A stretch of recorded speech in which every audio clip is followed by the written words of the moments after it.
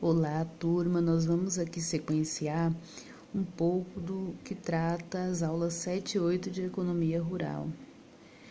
Em primeiro momento, no que toca à organização dos negócios agroalimentares, nós vamos pensar que a agroecologia ela tem as suas especificidades, tendo preocupações diferentes daquelas que outras áreas teriam no campo da produção, no campo da economia em si, né, do trabalho com a escassez dos recursos.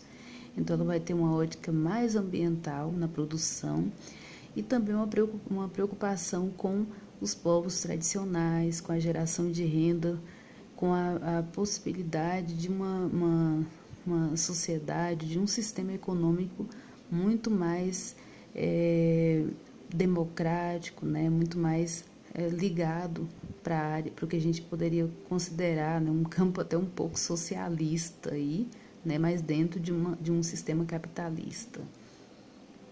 Temos dentro dessa organização a prevalência, então, do fluxo, né, do seguinte fluxo aí,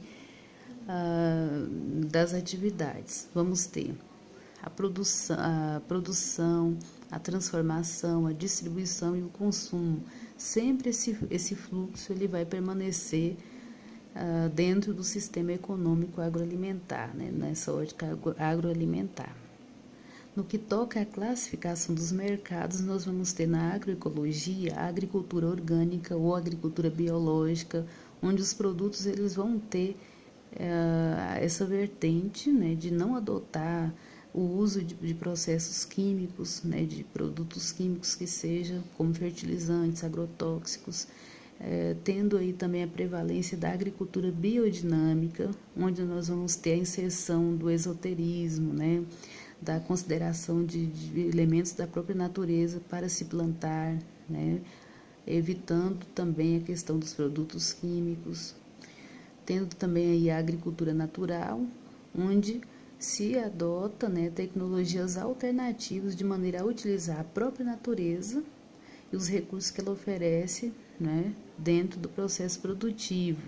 E também tendo aí o alinhamento com as tecnologias disponíveis no mercado, né, que podem ser empregadas. Na agroecologia, nós vamos ter aqui a adesão de mercados agrícolas, né, de trocas entre vendedores e compradores, a partir da existência da aplicação dos chamados mercados geográficos, né, dependendo aí da região, tendo aí a aplicação dos mercados de um produto, dos mercados temporais. Nós vamos ter aqui que todo o ciclo produtivo na agroecologia vai se importar, né, com a adaptação às condições climáticas da região, pensando aí na melhoria dos atributos físicos, químicos e biológicos dos alimentos. Vamos ter também o enfoque no manejo correto e sustentável do solo, considerando a qualidade e a satisfação a qualidade do produto e a satisfação do consumidor final. É importante que na agroecologia nós vamos ter importantes funções, né, dos negócios agroalimentares, principalmente a função econômica, né, geração de renda, de emprego, a função social, que é desenvolver as sociedades, promover a cidadania naquelas comunidades onde esse tipo de produção é inserido, a função ambiental, que enfoca aí a questão da preservação e da sustentabilidade dos recursos naturais.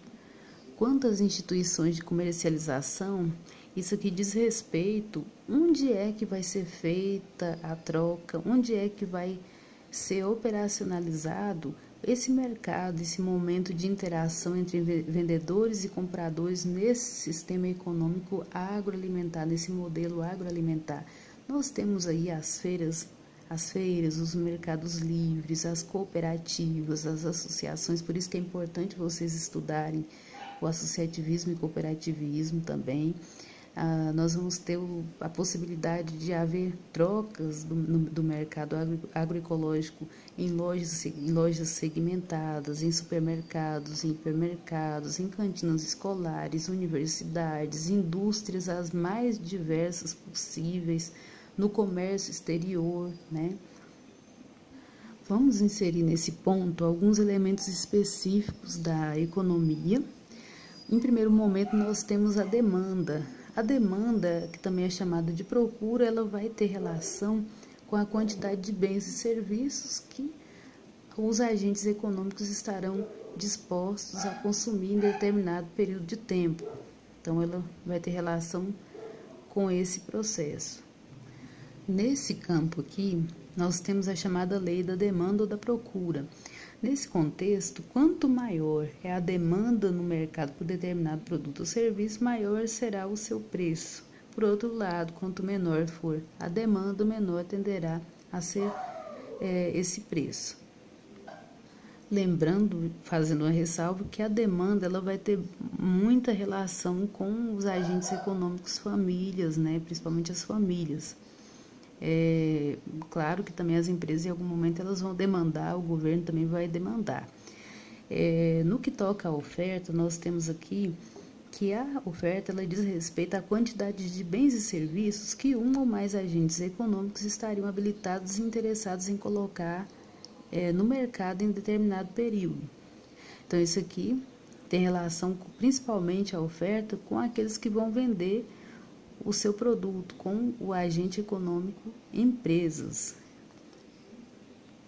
Ao contrário do que ocorre na demanda, na lei da demanda, a lei da oferta ela vai se constituir então na ideia de que quanto maior for o preço de um bem, maior tende a ser o preço desse bem, o que é mais interessante também para aquele que está vendendo, né? E quanto menor for o preço de um bem, menor será a quantidade ofertada. Isso aqui é na ótica da empresa, não é na ótica do consumidor. Então, às vezes a gente até confunde-se um pouquinho, gera uma controvérsia aqui na questão da lei da oferta e a lei da demanda. Então, a gente tem que pensar na questão dos agentes. Para quem é mais interessante cada uma das leis, ou para a empresa ou para o consumidor. É essa ótica que vocês têm que pensar. Temos por último a questão da elasticidade. A elasticidade ela vai ter relação com o comportamento do consumidor, tendo em vista alterações nos preços dos produtos. Nós temos a questão da elasticidade, ela é considerada elástica quando os consumidores respondem mais do que proporcionalmente às variações de preços ou das quantidades que são ofertadas. Quando aumenta um preço, ocorre uma queda drástica, por exemplo, no consumo de um produto, mais do que proporcionalmente. Então, isso aqui seria uma situação de elasticidade real, né? A elasticidade unitária é quando o consumidor ele tem uma reação muito igual ao que a empresa que ofertou determinado produto imaginava mesmo. Então, não teve tanta alteração, foi algo dentro do que estava planejado, do que estava sendo esperado. No caso da demanda inelástica, nós vamos ter aqui que é quando não ocorre, quando os consumidores não vão ter uma reação de forma sensível, né? Então, praticamente se aumentou o preço de um produto, os consumidores continuaram comprando. Aí são várias questões que a gente teria que ter muito tempo para discutir, mas ela nesse caso que seria inelástica, então que a empresa pensou que iria aumentar aquele preço, os consumidores iriam ter uma reação muito drástica nessa questão da redução da quantidade consumida e foi ao contrário, né? Continuaram comprando do mesmo jeito. Então, é o que a gente não quer, né? Se aumentou o preço, a gente quer que se reduza esse consumo para estimular a redução desse preço. Eu vou pedir para vocês que tiverem possibilidade, que deem uma atenção nesse slide 28 e gostaria que vocês levassem em conta, até porque vamos fazer alguma pergunta para a pontuação dessa questão, desse quesito aqui que está sendo observado, tá bom?